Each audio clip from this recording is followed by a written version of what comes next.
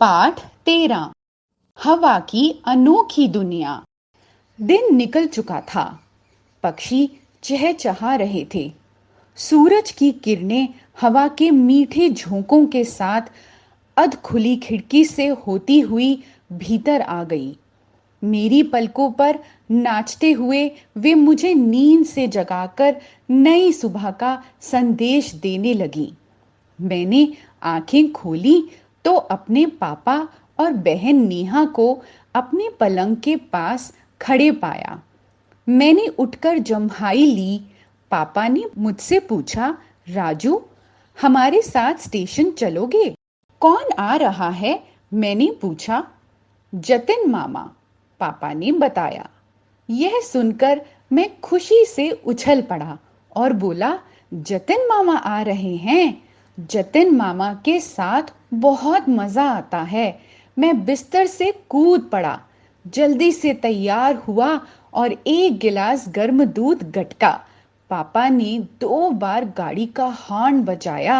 मैं झटपट पोर्च में पहुंचा और कूदकर कार में बैठ गया। शिक्षण संकेत। विद्यार्थियों को हवा की उपयोगिता अथवा महत्व के बारे में बताएं। हम जल्दी ही स्टेशन पहुंच गए।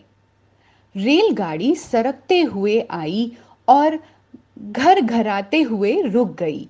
मामा नीचे उतरे और उनकी आंखें हमें ढूंढने लगी। मैंने उन्हें देख लिया और दौड़कर उनके पास पहुंचा।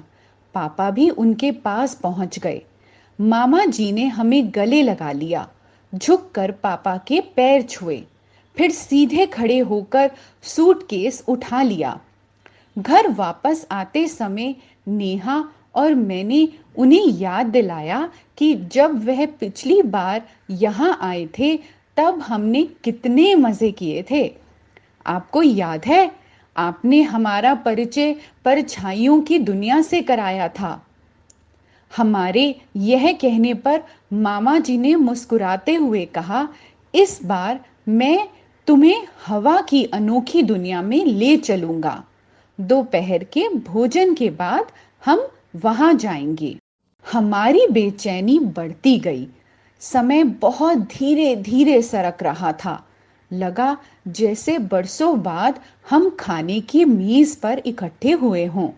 मम्मी ने बहुत बढ़िया भोजन तैयार किया था।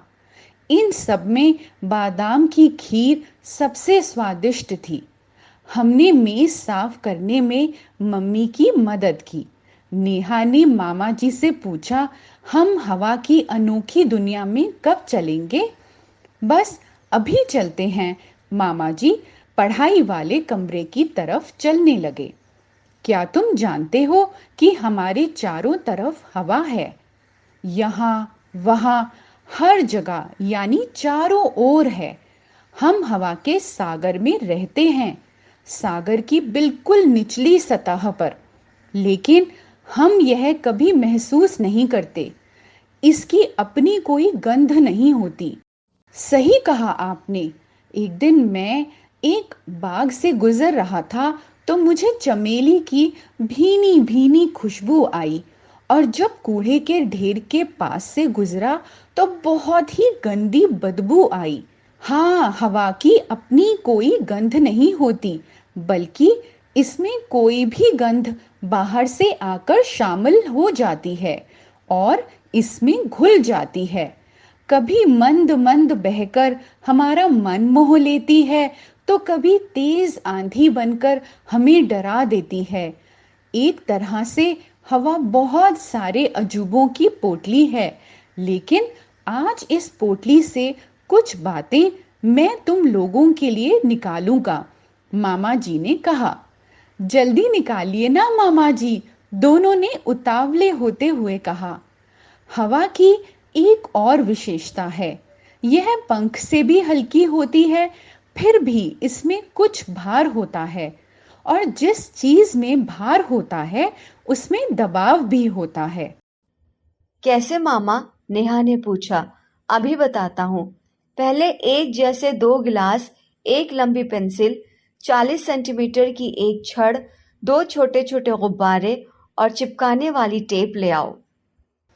हम दोनों दौड़ दौड़ कर सारा सामान ले आए।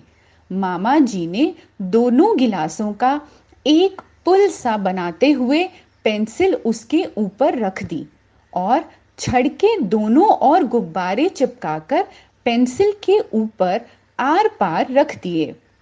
उसके बाद एक गुब्बारे को निकालकर हवा भरकर फिर टेप के सहारे छड़ में बांध दिया। यह क्या?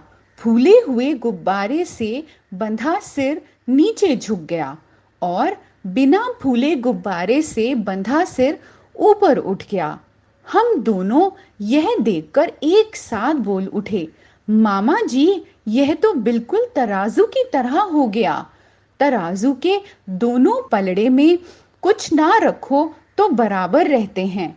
उसके एक पलड़े में जैसे ही वजन रख दो तो वह नीचे हो जाता है।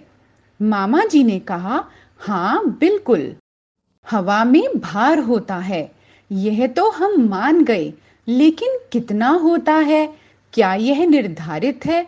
मैंने पूछा।